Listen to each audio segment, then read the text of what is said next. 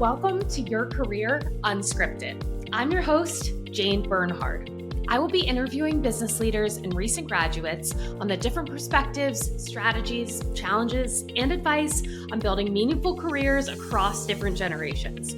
There's no right way to build your career or live your life. And I'm so excited that this show is in collaboration with Texas Immersive Institute at the University of Texas. We hope to help you define success on your terms and not anyone else's. Our guest today is Pearlé Nwaezeigwe. Pearlé is the founder of Way Collective, empowering female professionals to make their mark by building strong personal brands and expansive networks. A dedicated Beyonce fan, she lives by the mantra of standing out and running the world. With over 7 years of experience in law and trust and safety, Pearlé has held strategic roles at industry giants like TikTok, Twitter, and Meta's Oversight Board, earning recognition as Trailblazer of the Year 2024. Her career has spanned 4 countries, and her work has been highlighted by renowned institutions, including UC Berkeley, Oxford University, and the World Economic Forum. Pearlé's exceptional branding and networking acumen have secured her impactful roles and driven significant advancements in tech policy. Now, she's passionate about teaching others to harness their unique strengths and networking skills to elevate both their careers and communities. Hi, Pearlé. I am honored to have you on the podcast. You are the first person that I'm interviewing that I didn't know prior, so I am very excited to learn about you and from you. I was looking at your background. I was checking out all of your content.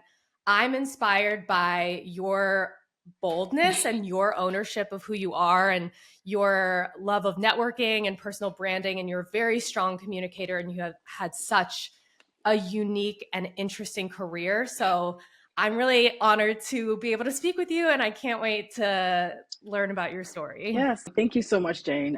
It's lovely to meet you. And then I guess we'll probably get into just how I was able to reach out and, hey, you have an interesting podcast. I would love to be on it. So yeah, we could probably get into that, but that's just kind of me in a nutshell. Yeah. Yeah, I love that you reached out asking to be on the show. You're the first person that did that. And when I saw your message, I thought, wow, you are an exceptional communicator. And your background, everything you do is just very interesting. And I appreciate the boldness and just reaching out to do that. And that's a great place to start. So your bio, I loved. It has so much personality. And I don't know you yet, but it seems very you. So you wrote in your bio that you live by the mantra of standing out and running the world. Yes. Tell me what that means to you. Where does that come from? Did someone influence that? Was it a certain experience, and what inspired you to live by that as a mantra? Yeah, thank you. That's a good question and a good place to start. So if you had just the beginning of the bio actually says, call me Beyonce of tech policy. And if you didn't get the reference, Beyonce. So Beyonce is and will always be the queen of my heart. She's my role model. I think since I was 7 or since I could, from a word, Beyonce was that word. And she's someone who has stood out time and time again in the music industry. And she has a song called Run the World. So I just kind of merged the two together. And one day I woke up and I was like, I want to be the Beyonce of my industry.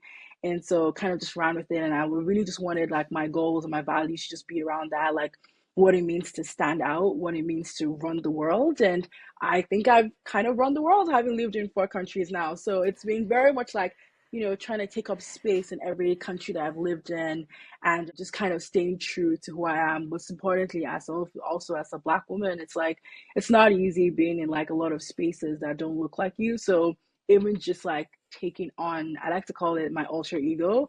So just having that personality and that alter ego called Beyonce has been able to make it easier to navigate the spaces and most importantly, just stand out. I love that. And I did, when I was preparing for this interview, I watched another podcast you had done where you talked about the alter ego. So I love hearing that from you directly. I'm curious if when you kind of decided I'm going to live by this mantra, also I love Beyonce too, so amazing. Was it a challenge for you to get to the place where you felt fully comfortable standing out, or do you feel like it came naturally to you? And I ask that because I think a lot of people struggle to take up space. So it's something I would like to share your advice on, because I think a lot of people would like to be that way and can't get from point A to point B. Yeah. Yeah, that's a good question. I think it's twofold in the sense that I grew up, or I think since I was born, I've always been very energetic, and I really, thankfully, I had very supportive parents who kind of pushed me in the right direction. I was always in drama clubs, I was always acting. I think like my first ever time of just taking up space was when like my brother was given a role. My brother is more introverted, he's very calm, and that role required him to be very loud and out there, and he just couldn't pull it off. So I remember just like teaching him, and I was like, hey, why don't you like, do XYZ? And then next thing you know, like my headmistress was like, hey, do you want to do this role instead?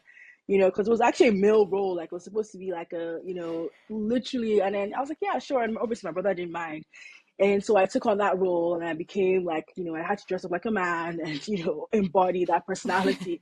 But I think like that's kind of like my foremost like memory of just like, being out there, being bold and standing out. And like I said, I've had exceptional parents, I've had exceptional role models who have like helped me, navigate that energy, like whether it's putting me on stage or like supporting setting goals. But as I got older, I think like that kind of changed, when you're a teenager, your self-esteem, your body. I was a very late bloomer. I was very tall and skinny, and just everything that just happens with being a teenager and obviously getting older. So I think I had to like rework myself. And when I moved to the States, I had to learn about confidence, what it meant to be as a Black woman, and like being in all these spaces, having studied in Berkeley. So I think it's like a phase and a change and tides, but I think the energy is still there. So what I would advise people is just like, hey, know yourself. I think I always knew that I was a very energetic person, and I just, no matter how low I feel in the day, I would always come back to that energy somehow. So it's like, hey, just kind of knowing yourself. And, the second thing would be just like finding your role models, like finding people who can actually push you, and like it takes a village, really and truly. And I'm always appreciative of my village, like since I was a child, that got me to this stage. So even if we're older now and like it seems like we're all doing our own thing, and there's the whole we're all living alone, we still have role models that we can look up to, whether it's online, whether it's physically, whether it's like reaching out to people and saying, hey, I actually like what you're doing and I would love to learn from you. I would just watch videos on end about Beyonce, for example, and just like watch her talk and watch her take up space. So I think those are the things that I would say for anyone. And like that's also coming to studying books. Like I know I've read a lot of books about just being more confident, how to articulate. The Art of Seduction by Robert Greene, to me, like I read this when I was like maybe in my early 20s. I think that book still stands out for me because even though seduction kind of seems very sexual, it also just kind of shows like power in like seduction, and then just like taking up space and just knowing what your archetype is, like going to your personality. Like everybody's different, how we take up space or how we communicate is different. So that book really helped me to figure out what my own archetype was, which by the way is the charismatic. It's very political, very like, trying to think of, JFKs and the rest of them. So that kind of energy is just trying to understand. So these are the things that I've had to do growing up to kind of get to me, like to get to where I'm at, right? To be like, okay, I'm confident or confident-ish, because I think like there'll always be some days where I'm just like, I can't do this, please leave me alone. But most of the time, this is how I've been able to show up, just like knowing my personality, having a good, support, and just like having people who just kept cheering me on and putting me in the right places, and reading a lot of resources. I was always reading, I was always watching something, whether it was like even through movies, honestly, I would watch these people and I'm like, oh, I actually kind of see myself in this character. And I would just like keep watching the movie and keep watching them and watching them until it became a part of me, basically. Yeah. So those would be the three things. That is such wonderful advice, and it makes me realize I need to do some more homework because I don't have a list of people that I want to aspire to be in terms of communication, and that's something I really want to actively work on and improve on. So such a great actionable piece of advice to really figure out who you admire, and I love how resourceful you are, and clearly you've done so much work. Yeah. It's very motivating. It makes me feel like I really need to do some more homework. I'm also not surprised you mentioned that you liked acting. I was an actor before I got into the business Yeah. world. So I love hearing that. And I love when people bring creativity into different fields. I want to talk about your career journey. So you have been in law and trust and safety for over 7 years. You've held strategic roles at TikTok, Twitter, and Meta's oversight board. I think a lot of people, I'm sure you hear this all the time, are very interested in trust and Yeah. safety, but don't really know what it is, don't really know what you're doing when you're in that field. Um, can you talk to us about your career journey, how you spent your time in these different roles, and also what you learned along the way? Yeah, that's a good question. I think with trust and safety, everybody's just like, what is trust and safety? What are you doing? Like, first of all, I studied to be a lawyer, so I am a lawyer, and it was definitely a huge risk taking this leap because a lot of lawyers either, go into the law firm, work for a company as legal counsel, and then I was like, no, I actually don't want to do this. Like, this doesn't, like, I did it. I worked at a law firm, and I was like, this is not what I want to do. I don't want to go to court. And so at the time, I was very much interested in international human rights. And so I studied that for my master's and my thesis. And then at the time when I was in Berkeley, because it was very attached to Silicon Valley, I would, be around tech innovation, tech conferences, tech this, tech that. And so my professor had us on a project on like AI and child's rights. And I was just very intrigued. I was like, okay, what is this intersection of human rights and technology? Because it was just a sweet spot for me. So I kind of dived deeper, did a lot of research. I was part of like a cohort that got to present at the World Economic Forum. And then I got to realize that there's this whole ecosystem that is dedicated to protecting users online. And so I was like, okay, this is what I want to do moving forward. I want to protect users online and also get paid. Because let's be honest, like the UN doesn't pay as much and it's so bureaucratic. We'll get into that another time. So I was like, okay, I think this is what I wanted to do.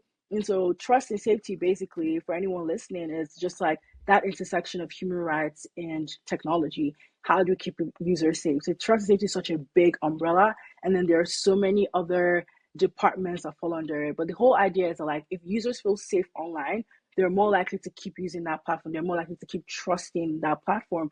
So just like LinkedIn, for example, right?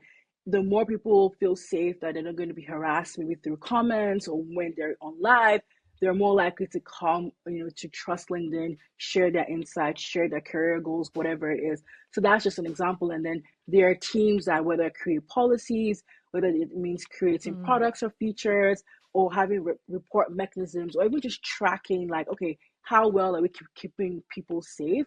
So all these people come under trust and safety. And like what I did is basically, for example, at TikTok was draft the policies. So it's like, hey, these are your rules of engagement. You can't do this. You can't say this.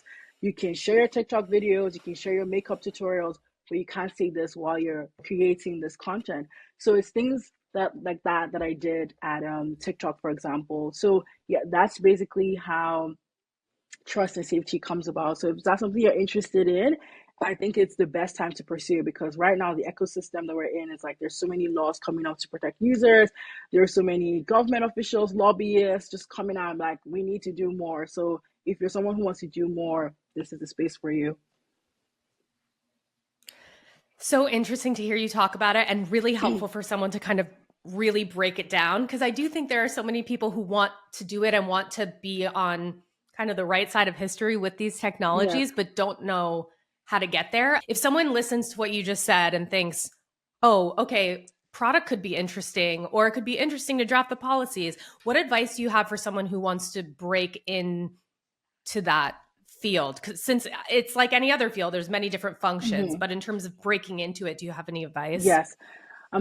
I would say start off with like knowing what area interests you. So when I first started off and I was like, oh, okay, I want to do online rights, I was like, okay, what is of interest to me?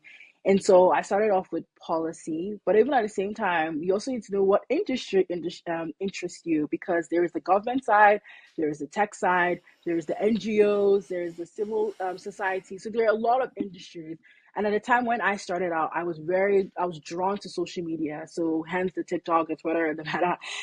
So I was very drawn to social media because it was something at the time, it was very like it was new-ish in the sense of like it was 2019, 2018, 2019, and people were still just like coming around Instagram, and there was a lot of talk about this on Twitter and things like that.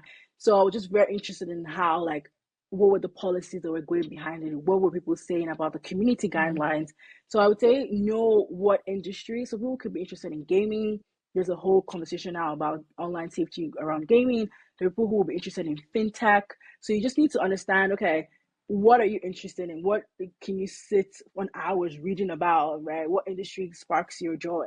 And then from there, now figure out, okay, based on your credentials or your interest or what you see yourself doing long term, what area? So if it's policy, if it's product, if it's analytics, if it's data, if it's government affairs, whatever it is, based on your qualifications or your interest, then you can run with it. And I think the last thing is always like, which kind of goes back to that first, is reaching out to people.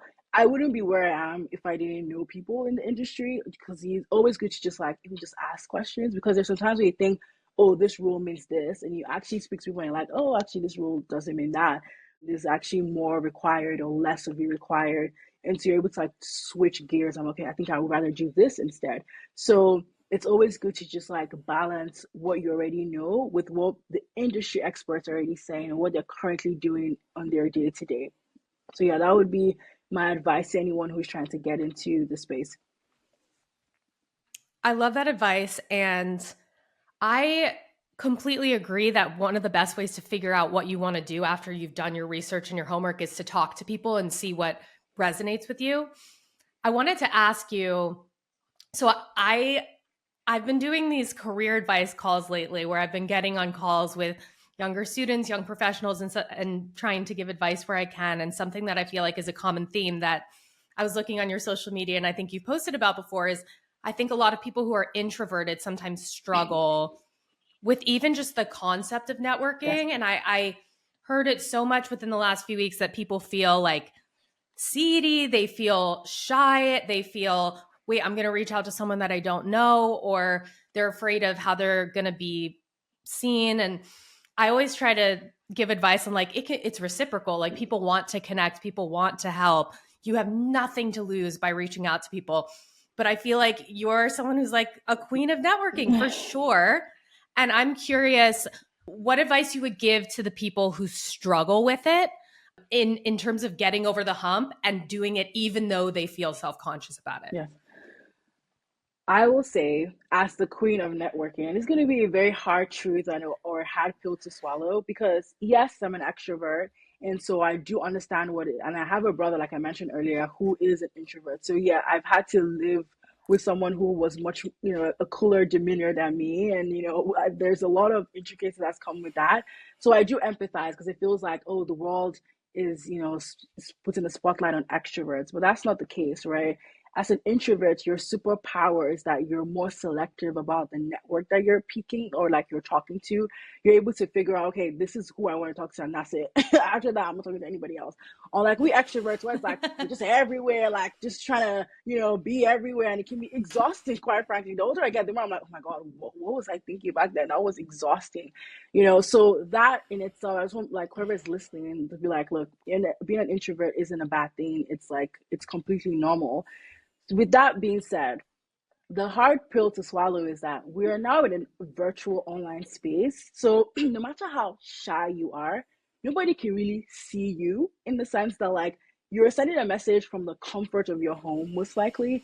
You're sending a message through LinkedIn, on the bus, on your phone. No one is really seeing you, meaning if you hit send and nobody's replied, you wouldn't die. Like, it's not like somebody just walked away from you and said goodbye, I'm not talking to you anymore.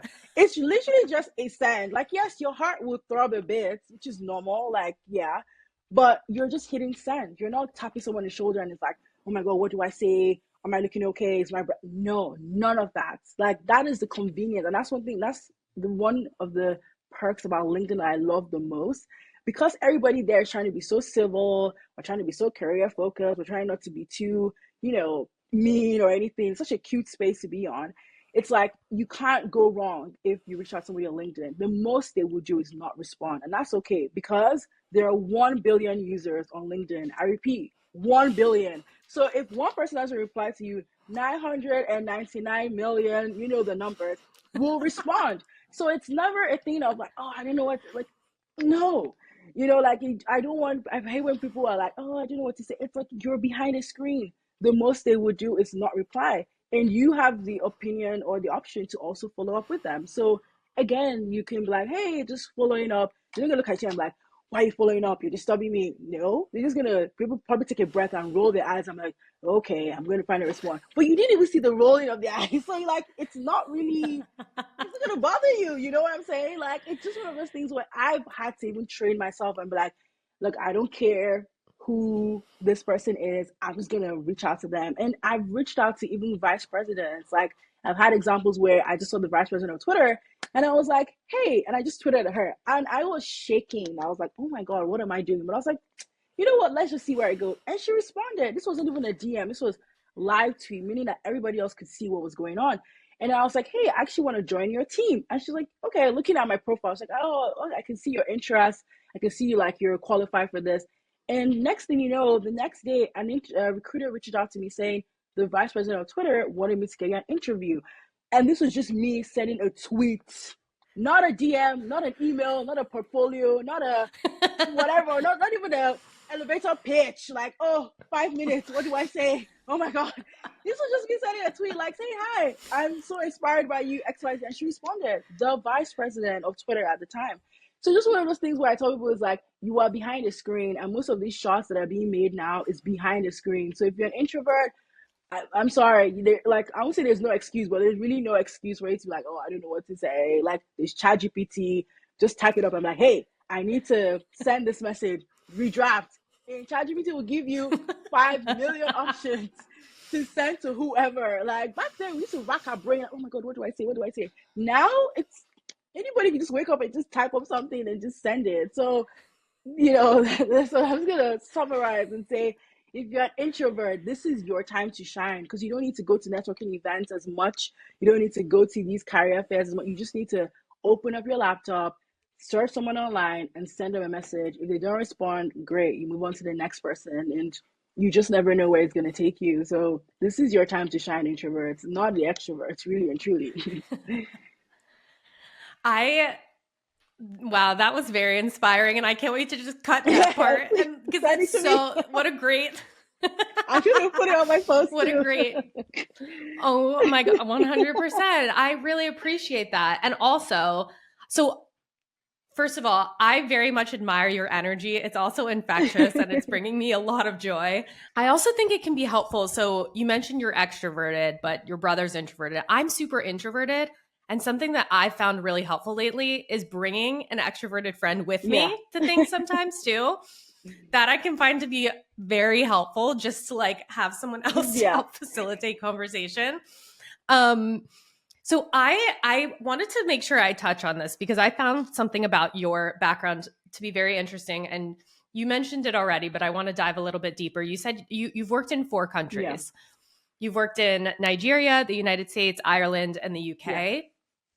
What an interesting perspective you must have on not just work, but people, like coming from seeing so many different backgrounds and cultures. And I'm curious how that experience in different environments has influenced the way you view your career and the way you think about where you want to go. Yes, I feel very privileged every time I think back though. Like when I was a teenager in Nigeria and I used to watch movies like Gossip Girl, Legally Blonde, and I was like, I would just want to fly. I just want to travel around the world. Like I stopped at traveling around the world. I never thought I would live around the world, to be honest. Like I just like, okay, I might do my master's abroad, but maybe come back to Nigeria. So to, do this whole landscape thing and be in all these countries, to me, it's such a privilege, let's put it that way. And I guess in terms of the experiences and like the perspective, it definitely opened up my mind to the world. And I think my first encounter was when I was 19 and I did my first Model UN in New York.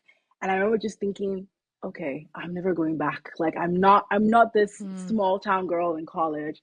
There is so much, and this Model UN was the biggest at the time, like maybe 1,000 students, and would also go to like the UN headquarters. And I was like, what? This is the world. Like I was in the room and I was just like in the world, because everybody was representing some country or the other.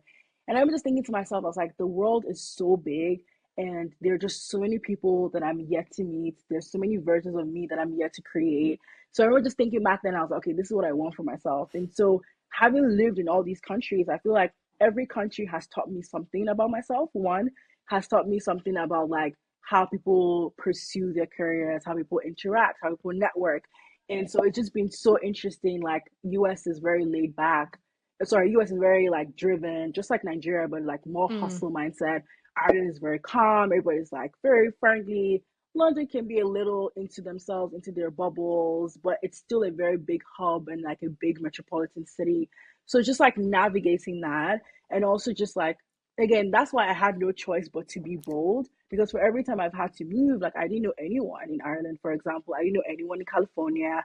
I didn't know anyone in the UK, in London. So it's just very much like, okay, I have to be very uncomfortable right now and just be very comfortable being uncomfortable. So I think that perspective for me was just like, okay, I have no choice. And that's why it's easier. I'm gonna say it's easy. It's easier for me to be in uncomfortable situations because all this move has definitely taught me like that level of adaptability and like resilience basically. And like the last thing would just be like communication. Because I've interacted with so many people across the world now, it's like, okay, I have a few lingo here and there that I can just like I can talk in Irish and I can just switch into my Irish accent. I'm, oh, that's grand, and they're like, oh, and I can just like, I've had German friends and I can just switch into like a German like conversation and things like that. So it's giving me such a world view where it's like I can talk to almost anyone at this point. I can even pinpoint people's names. Like, I'm like, oh, your name is that from XYZ country? And they're like, oh wow, how did you know? And I'm like, yeah, I had a friend who had a similar name back in college. So it's things like that. And I feel like if people have the opportunity, I tell people, if you can leave your hometown, if you have the funds, or if the scholarship comes across, go leave your hometown, explore, go to a new country. I know it's scary, it is, but the benefits that I've reaped from them are just like limitless. I think like I'm not gonna even see the reward until like maybe like my 40s, when it's like, okay, when I'm trying to do C-suite work and it's like trying to get ahead of the game. And say, oh yeah, this is what got me there. It's not the career, it's all the people that I've met and all the personal skills and all the soft skills and all the travel that's making me now, able to see what it means to be a leader. So I think it's in my 40s that I'll probably reap the benefits for sure. That is so interesting. And I'm sure all of those experiences make you such a strong Yeah. teammate. Being able to understand so many different kinds of people, being able to communicate with so Yeah. many different kinds of people. So I think that's great advice to try and get out as much as Yeah. possible, even if it's scary. Because moving to a different country without knowing anyone, that takes so much It does. bravery. It's amazing. It's scary. I very much admire that. And I think, yeah, it's very interesting. And so when you were moving to for roles or just in general, you have worked at large companies, you founded your own company, which we'll talk about in a bit. But it seems like your path is a bit windy, which I love. You mentioned like you had an unconventional career for being in Yeah. law.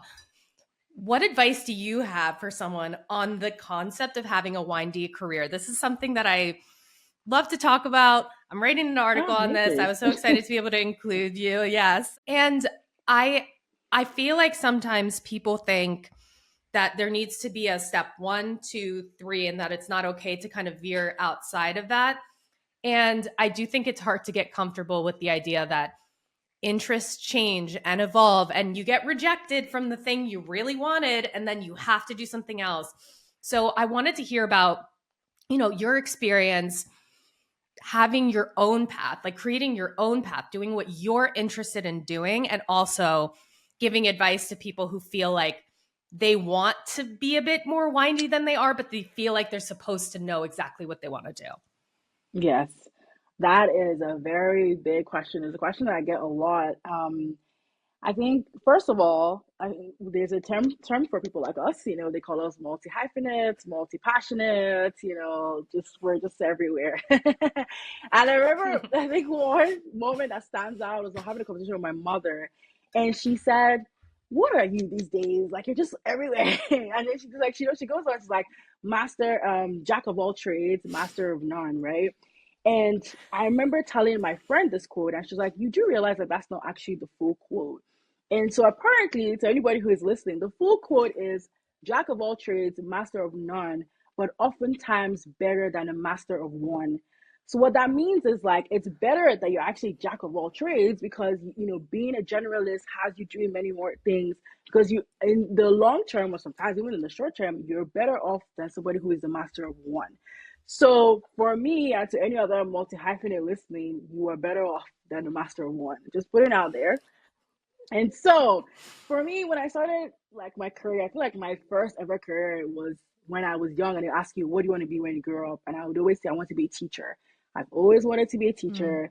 Then somehow found myself in law. Then somehow found myself in tech. Even while I was in law, I started off with IP law. I was like, I'm going to do IP, work for a music label.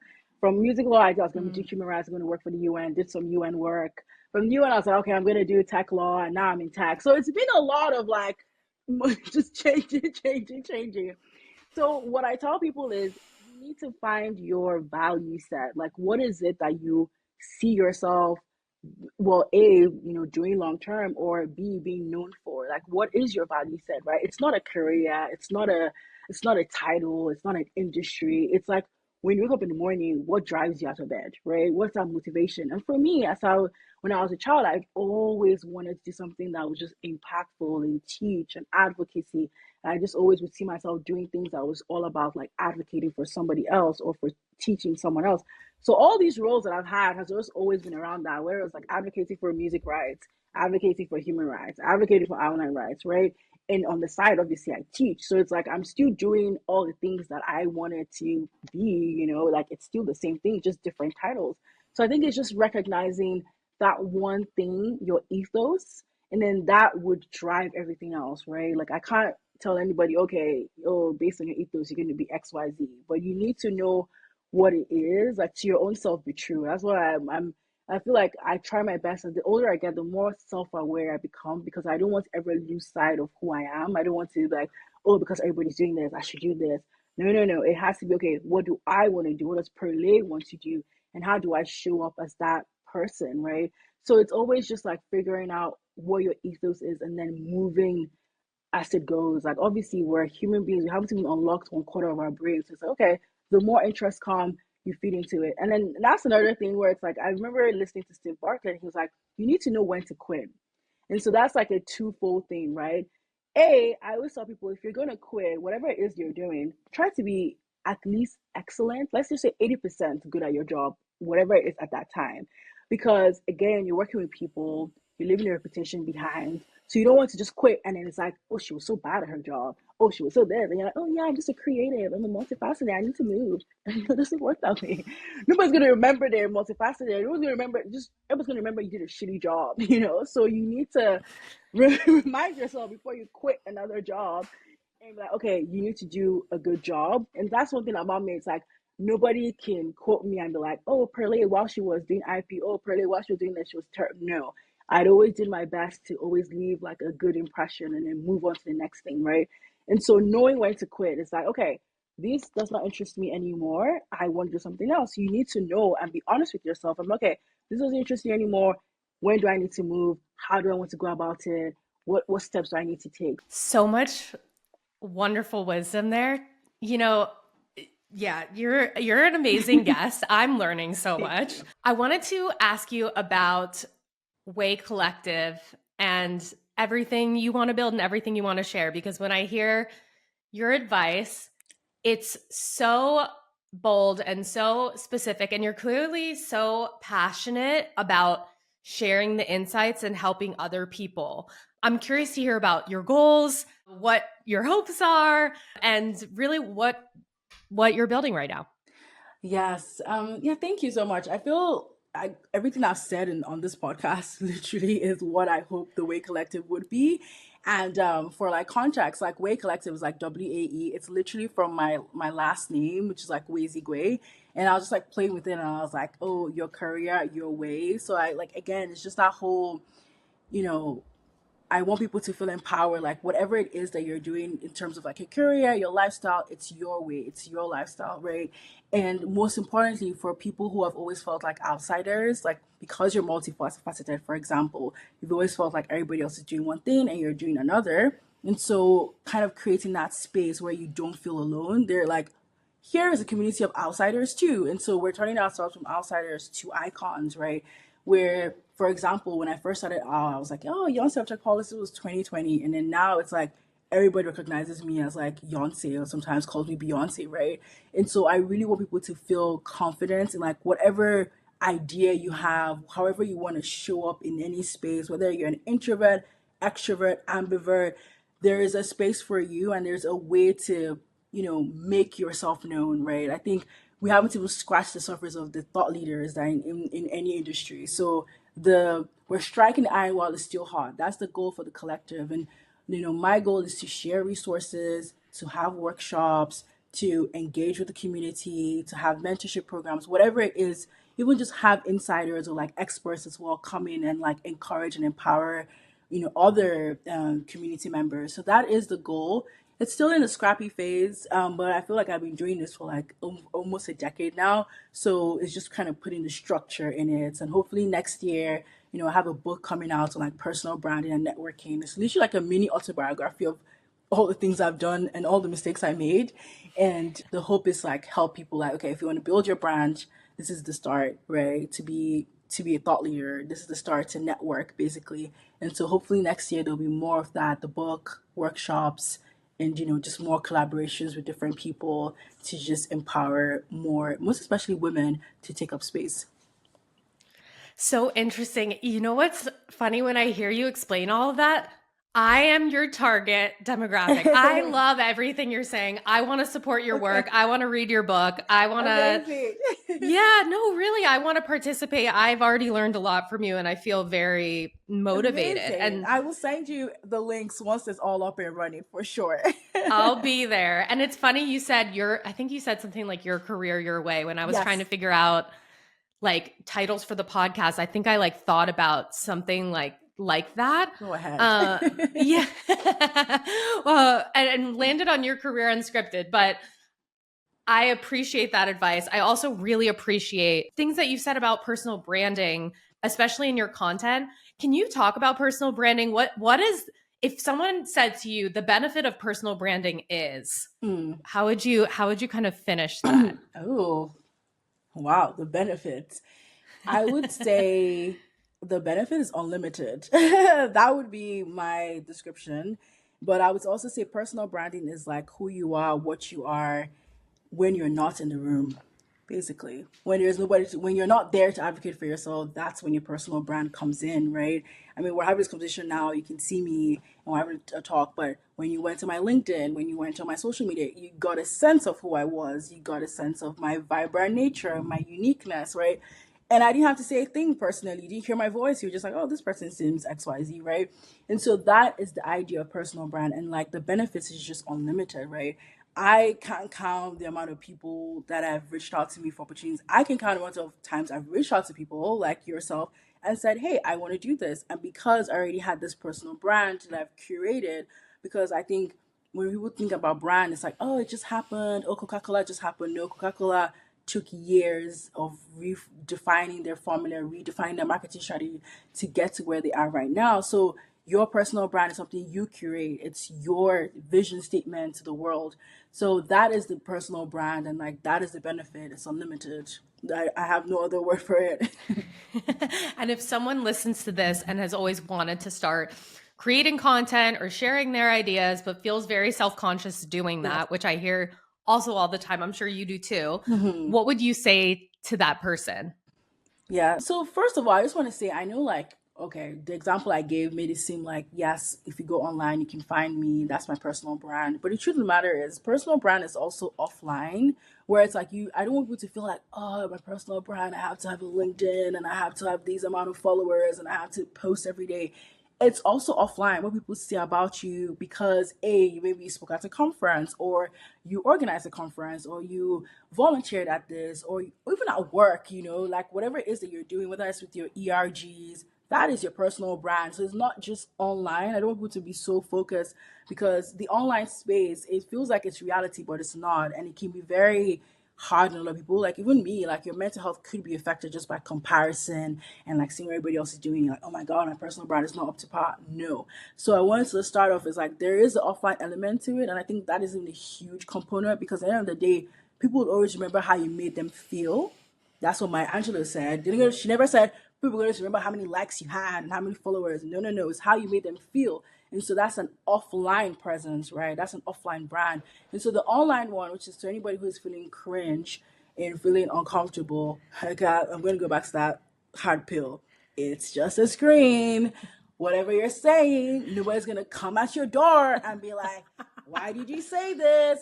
So even me, and I'm saying this because I'm not like, I'm so, oh my God, I just wake up every day and I just say what I want to say. No, I also have that fear in the back of my head, but I have to remind myself, like, okay, I'm trying to get here. I'm trying to get this exposure. I'm trying to communicate with someone. There is always an end goal, right? So I think if you even just can visualize what your end goal is, I know I said, oh, the personal brand is unlimited, the benefit, but what is your end goal? Why are you creating a personal brand? Like for me at the time when I started, was to get a job in tech, which is so funny because everybody was like, oh, trust and safety is so, hush hush. Like, why are you so, out there? And I was like, to be honest, how I got these jobs was by being out there. Like, it's so contradictory. I don't know how, but so it's just one of the things where it's like, you have to have an end goal in mind. Now that when I got the job, I was like, okay, why am I doing this personal branding thing? I was okay, because I wanted to highlight the areas in trust and safety. I want people to know that there's more to the work that we're doing.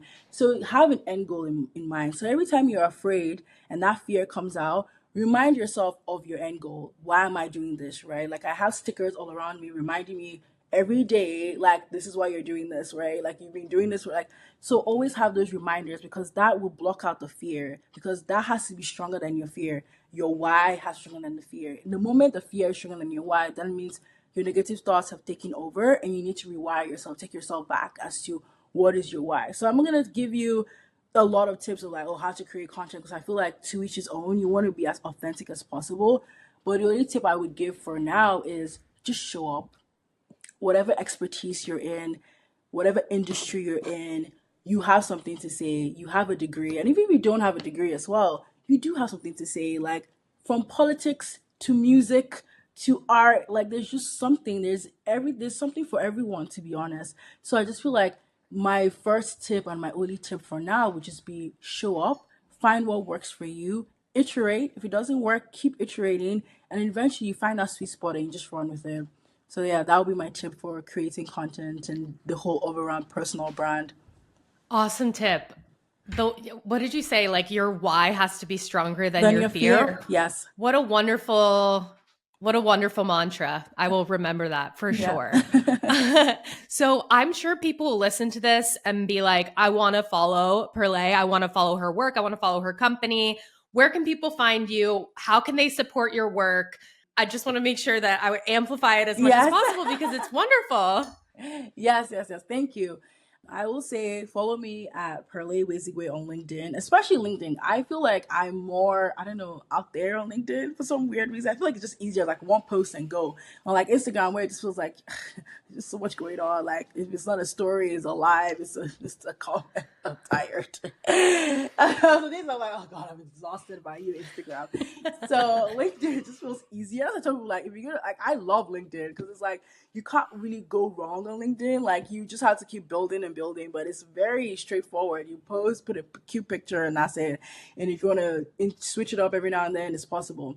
So I would say start with LinkedIn, and then with the Way Collective, I feel like I'm gonna make a couple of announcements, and that will be also on LinkedIn as well. So the access to sign up for the book, everything, I'm gonna share all that on LinkedIn. So I would say start off with LinkedIn. You can also slide into my DMs on LinkedIn. I'm more comfortable when people slide into my DMs on LinkedIn because I'm like, okay, this is obviously a career conversation you want to have.